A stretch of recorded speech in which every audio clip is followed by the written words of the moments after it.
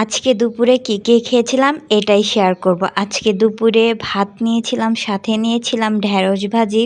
ফার্স্টে আমি ঢেঁড়স ভাজি দিয়ে খেয়ে নিচ্ছি, তারপরের আইটেমে নিয়েছিলাম বাটা মাছের তরকারি। সেটা আমি বেগুন আলু দিয়ে রান্না করেছিলাম, সাথে ঢেঁড়সও দিচ্ছি। বাটা মাছ খেতে কিন্তু আমার কাছে অনেক বেশি ভালো লাগে। এই মাছে একটু কাঁটা বেশি, তাও খেতে ভালোই লাগে।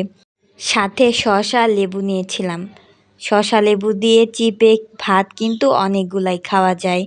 তারপরের আইটেমে ছিল মুরগির মাংসের ঝোল। মুরগির মাংসের ঝোলটা আলু দিয়ে রান্না করেছিলাম, এটা খেতে এত মজা হয়েছে। ফার্স্টে একটু মুরগির মাংস দিয়ে ঝোল দিয়ে খেয়ে নিলাম, তারপর আলুটা নিয়ে নিলাম। আলু না নিলে কিন্তু ঝোলের মজাই পাওয়া যায় না। তারপর আলু নিয়ে লেবু চিপে শসা দিয়ে একটা বাইট যখন দিলাম, এত মজা হয়েছিল খেতে, কি বলবো। কারা কারা মুরগির মাংস খেতে পছন্দ করো অবশ্যই কমেন্ট করে আমাকে জানাবে। তারপরের আইটেমে নিয়েছিলাম ডাল, আর সাথে ছিল আমের চাটনি।